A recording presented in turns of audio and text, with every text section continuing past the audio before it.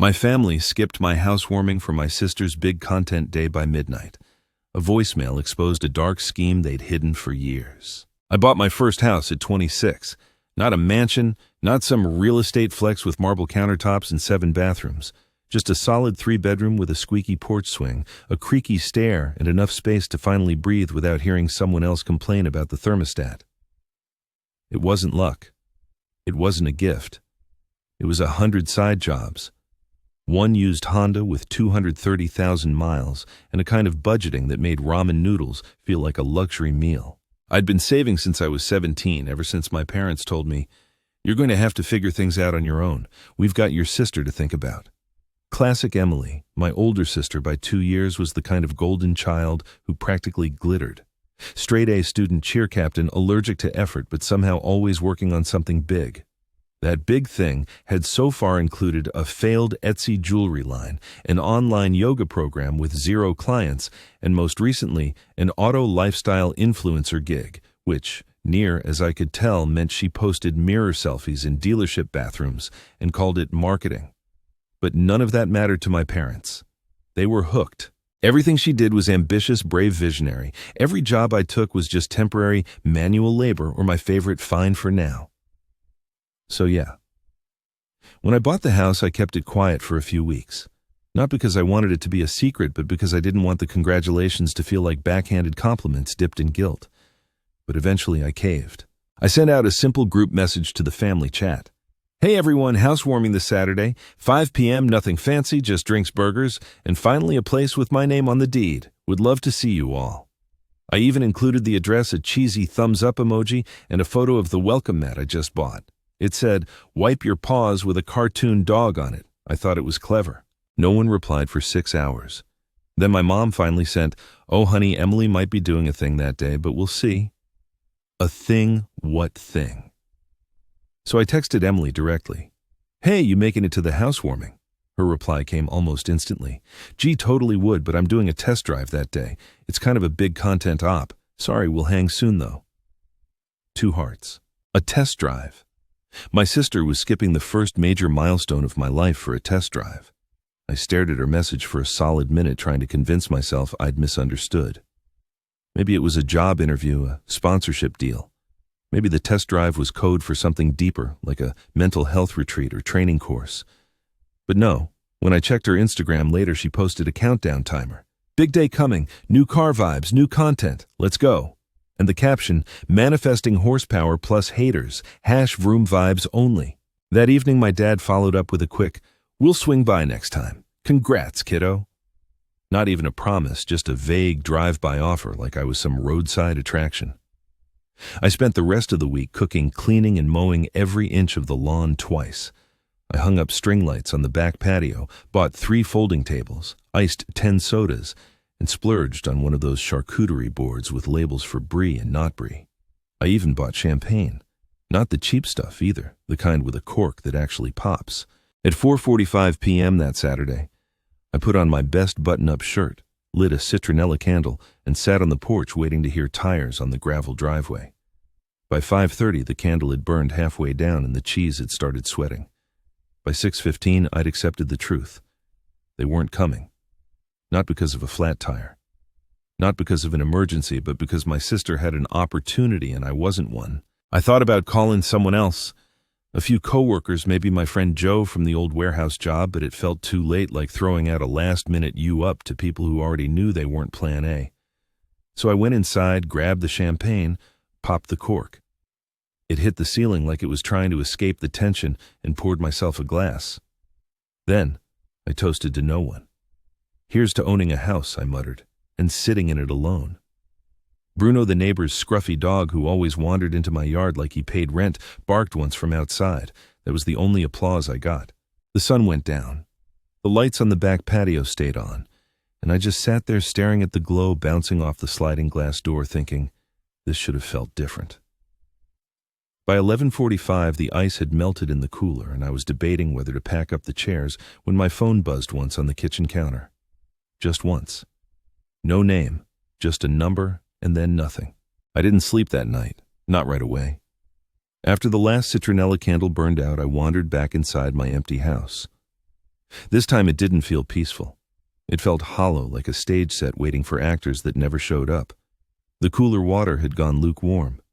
The burgers I made sat untouched in a foil tray, mocking me with their unrealized potential. I opened the fridge, grabbed a slice of cheesecake I bought for dessert with family, and ate it with a fork still in the plastic wrap. It tasted like silence. Eventually, I flopped on the couch, still wearing the shirt I'd ironed that morning, like someone was going to notice. My phone buzzed with a few Instagram notifications, one from Emily. "Can't wait to show you guys. The car test drive went insane." A boomerang clip of her standing next to a red convertible throwing peace signs with the caption, "Vroom vibes only, #manifest mode, #test drive queen." Another story from my mom reposting Emily's reel with, "So proud of our girl chasing dreams," and not a single mention of the son who just bought his first home. Cool. Really cool. I posted a photo too. The patio at sunset, fairy lights on. My feet kicked up with a glass of champagne in hand. Caption, "First night in my new place. Grateful." It got 5 likes. One was from Joe, one from a real estate agent who'd cold emailed me 6 months ago, and one from my neighbor's dog's account. Yes, Bruno had an Instagram. No, I didn't know who ran it.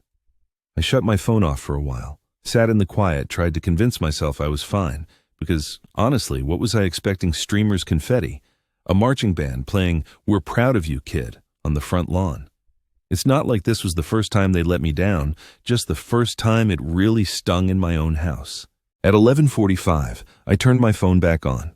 Not because I wanted to check anything, but because the silence was louder than any notification ever could be. That's when the first call came. 11:56 p.m., one buzz. Dad. I stared at it like it was a hallucination. 11:57 p.m. Again, same name, same ringtone I hadn't heard in months. 11:58 p.m., third time. Okay, now I was listening. 11:59 p.m., 4, 5, 6, and 7 back to back, like his thumb got stuck, or his conscience finally woke up. Then, right at midnight, 8th call. One more ring, and then silence. I just stared at the call log, half convinced I was dreaming. I hadn't heard from them all week. Not even a, "We're sorry we missed it" text. Now I was suddenly the hottest line in town. My first thought was Emily crashed the car. Second, Dad needs money. Third, maybe he's finally figured out how to use Siri, and now it's stuck in a loop. I didn't answer. I just waited. Then the voicemail notification popped up. I hesitated for a full 30 seconds before tapping play. His voice came through low, gruff, tight with something between anger and panic. "Hey, it's bad. Call me back. We have a problem." That was it. 5 words. We have a problem. Not, "We miss you." Not, "I'm proud of you." Not even, "Are you okay?" Just a problem, like I was suddenly the family IT guy, plumber, and emotional hostage rolled into one. Back on call after being ghosted for weeks. I set the phone down, didn't hit play again, didn't call back. I just stared at the ceiling and whispered to no one, "Of course you do." I didn't sleep again. You'd think I would have called back. Maybe even just to see if someone was in the hospital or being held hostage by a rogue tow truck. But no. I brushed my teeth like normal, crawled into bed, and stared at the ceiling until the early light of Sunday crept through the blinds. By 7 a.m., my phone had gone quiet, dead quiet, like after a storm when the air smells weird and nobody's sure whether it's safe to come out yet. No missed calls, no texts, not even a pity heart emoji from my mom. Just that voicemail, 5 words, "We have a problem. We have..." Eventually, curiosity beat out pride. I called back. He picked up on the first ring like he'd been sitting by the phone waiting for the exact second I'd cave.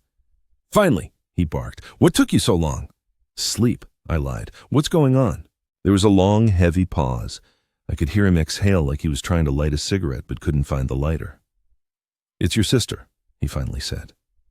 Of course it was. What happened? Did she crash the car into a dealership? Did she run over an Instagram model? "No," he snapped. "It's more complicated." I could hear my mom's voice faintly in the background. The kind of whisper shouting people do when they don't want to be heard, but also definitely want to be heard. "She needs help," Dad said. "You need to come over." "Come over," I repeated.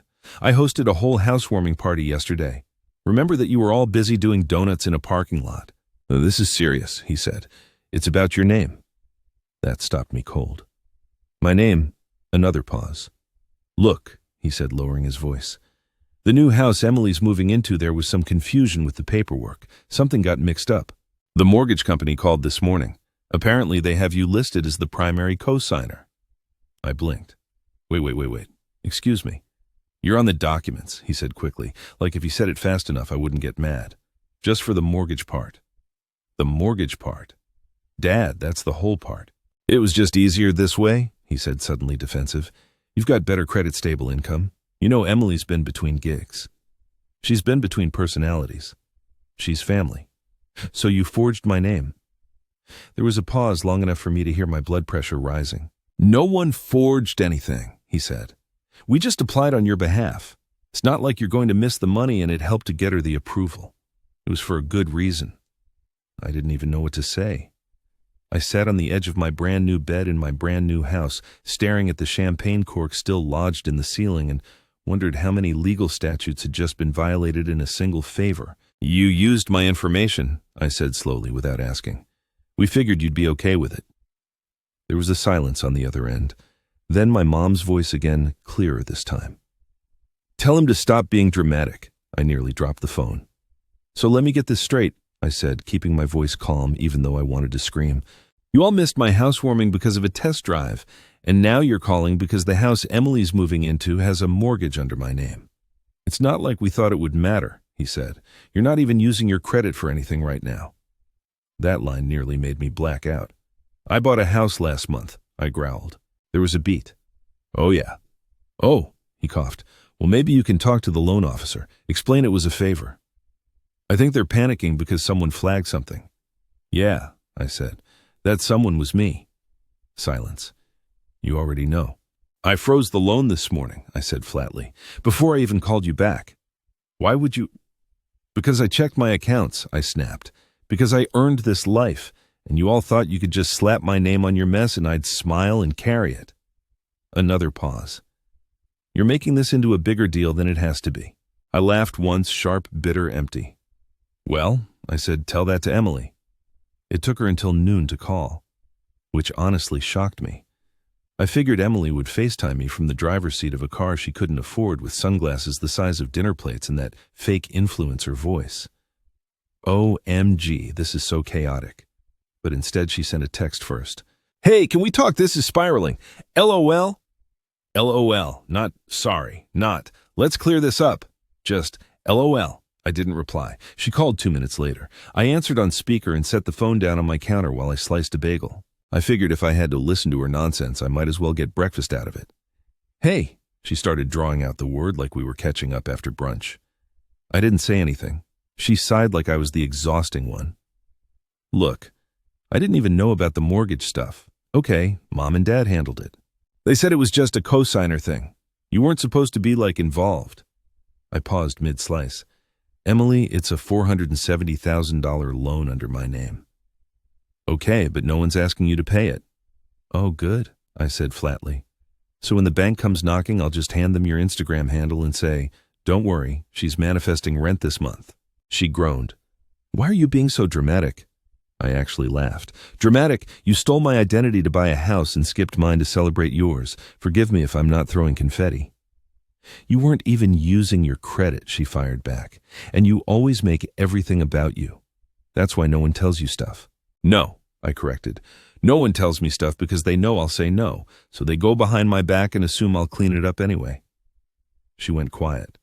I heard a car door shut on her end. Great, she was on the move, probably heading to a meeting about monetizing car seatbelt click sounds or something.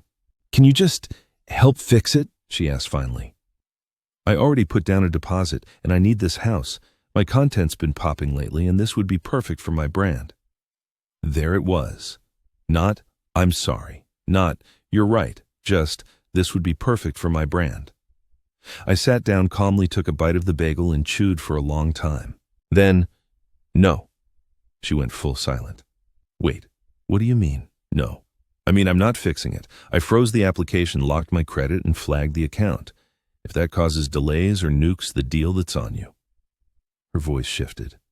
The influencer tone dropped. The real Emily, the one who used to make fun of my hand-me-down shirts while asking to borrow money, finally peeked through. You're serious? As a mortgage fraud charge, I said. Look it up. You might need it for your next TikTok.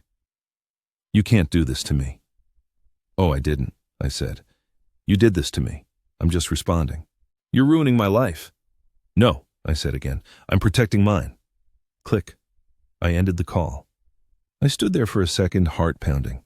Not from fear, but from the kind of adrenaline you only get when you finally say what you should have said years ago. Then I opened my laptop, logged into my bank, and checked everything again. Frozen, secured, locked, just like my boundaries. The next knock wasn't on my door. It was on my inbox. A realtor. Hi, we've had trouble reaching the primary borrower on file. Emily mentioned this may be a mix-up. Can we confirm identity? Oh, yes, we could. I waited an hour before replying to the realtor. Not out of pettiness? Well, okay, 60% pettiness, but mostly to make them sweat. They clearly weren't used to people outside the Golden Child fan club making decisions. My reply was simple. I am not involved in this loan and did not authorize my information to be used. Cease all further processing or I'll be contacting a lawyer. They responded in less than 5 minutes. Understood. We're deeply sorry. Please let us know if you'd be willing to discuss a possible correction or resubmission. Ah, yes, the classic. Please help us undo the thing we did without your consent. I ignored it. By lunch, Dad was calling again. I let the first few ring out mostly because I was eating a microwave burrito and didn't feel like choking on sarcasm mid-bite. Eventually, I picked up. Hey, he said quickly, like he'd rehearsed it in the mirror. So listen, I know things got a little out of hand. You mean when you committed fraud using your son's name? He paused, clearly annoyed I wasn't playing dumb. It wasn't fraud. It was just helping family. And you weren't supposed to find out. Oh, well, that makes it legal, I deadpanned. Should we all just start opening credit cards for each other? Now I'll grab Emily's social and finance a boat. You don't need to be a smartass. I'm not. I'm being accurately bitter. There's a difference. He sighed so hard I could practically see the vein in his forehead pulsing. Look, you made your point. You froze the loan. Okay? Can we just make this go away? Now Emily's got sponsors waiting. She posted about moving in already. There's pressure. I leaned back and smiled. There's pressure. You know what I mean. Oh, I do, I said. There's pressure because you told lies and built a house of cards on top of my name and now it's falling. It wasn't malicious, he said. We just figured you'd help. You're the stable one, the responsible one. And the one who gets ignored until you need something, I added. Let's not forget that part. He didn't respond. I decided to twist the knife a little. Do you even remember what you were doing last night at 6 p.m.? He hesitated. Probably eating. You were reposting Emily's video of her test drive while I sat alone in my backyard with 18 uneaten burgers and a bottle of champagne. That's what you were doing. Silence. You're blowing this up, he said, his voice now hardening. This could mess up your relationship with your sister forever. Oh no, I said dryly. Whatever will I do without someone who uses my identity without asking? He went quiet again. I could hear something in the background. The distant sound of Emily's voice, high-pitched and frantic. Something about brand deals, contracts, moving trucks, timelines. The empire was crumbling and I didn't feel bad, not even a little. She just needs help, Dad said quietly. You always find a way to land on your feet. She doesn't. Not my fault, I said. Maybe if you let her fall once in a while, she'd learn how. Then I hung up. No yelling, no threats, just a clean break. That afternoon, Emily posted another story, this one noticeably less filtered. Her hair wasn't curled, her tone wasn't bubbly. It was just her sitting in the front seat of the convertible looking lost. So small delay in house stuff. People be tripping. Life's wild. Anyway, catch me on live tonight for updates, LOL. And right below it, a message request from a realtor assistant.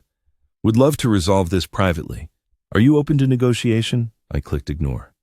Then I took the rest of the day off work, sat in my backyard and grilled every last burger I bought for the housewarming.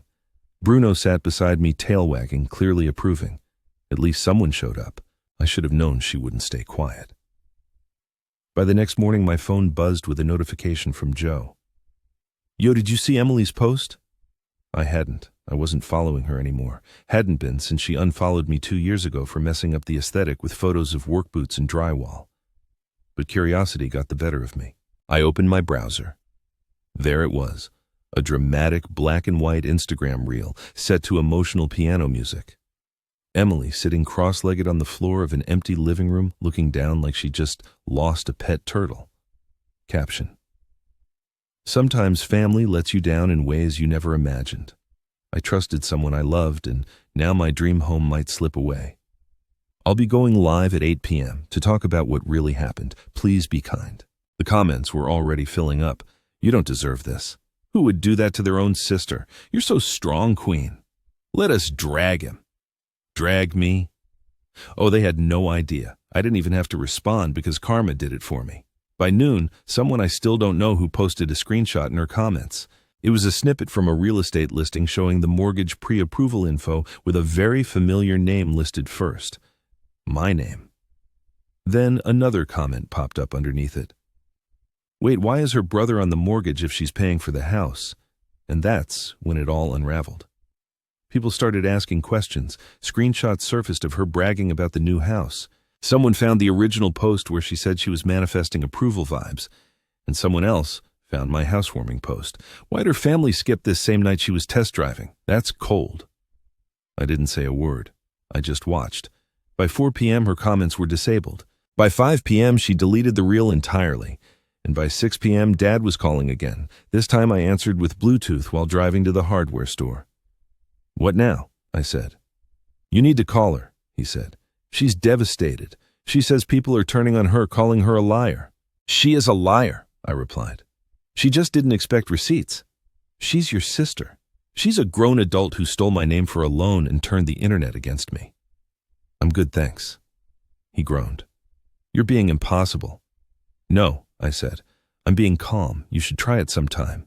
He tried the guilt route again, the we're family speech, the can't we all move on nonsense, but I wasn't listening. I was already at checkout buying a brass nameplate for the mailbox I'd been meaning to install. As I signed the receipt, a thought hit me.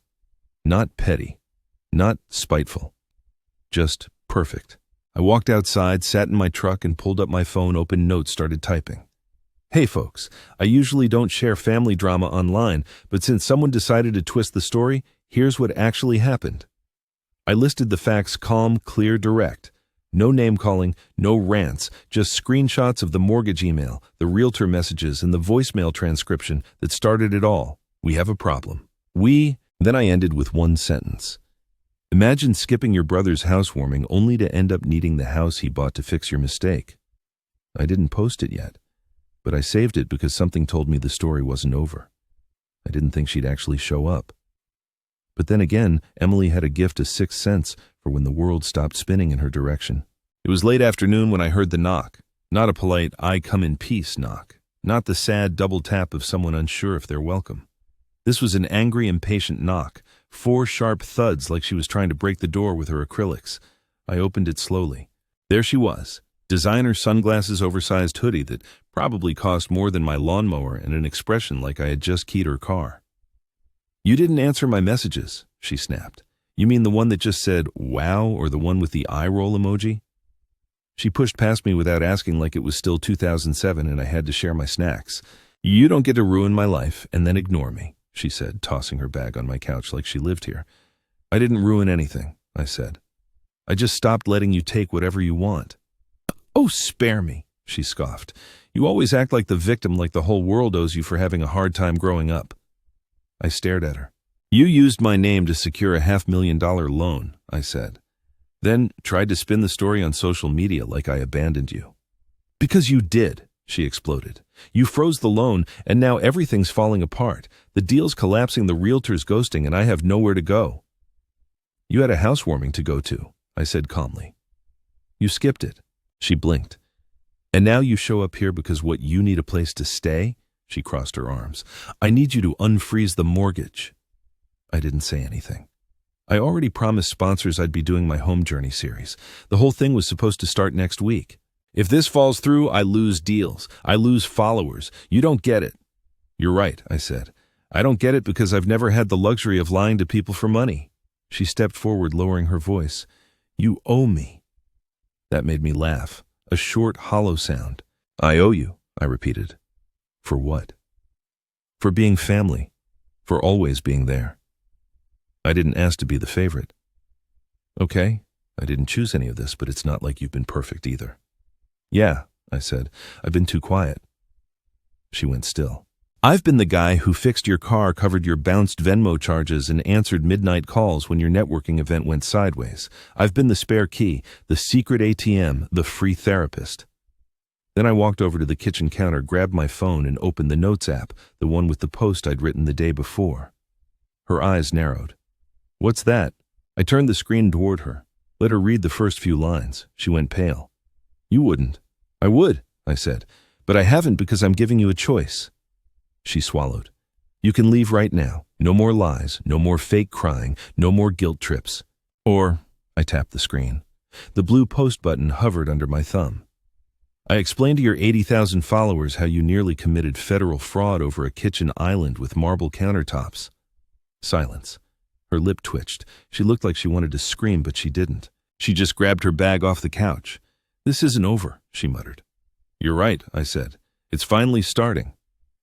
She walked out without another word. I closed the door behind her, locked it, then walked outside to my front yard, where a new brass nameplate had just been installed on the mailbox. My name alone. No cosigner. No ghost signatures. Just mine. And when I got back inside, my phone buzzed with a new email from the same realtor as before. Subject line, final mortgage notice status frozen due to borrower conflict. I smiled, then opened the camera app and took a photo of the mailbox. No caption, no tags, just a quiet reminder. I made this life, and no one's borrowing it ever again. It's been 3 weeks, no calls, no texts, not even a passive-aggressive comment from Mom on my Facebook posts. Silence, which honestly has been incredible. I come home now and there's no anxiety waiting behind the front door. No second-guessing whether I'll be ambushed with a favor, a demand, or another guilt-tripped monologue about what family means. I don't even check my phone as often.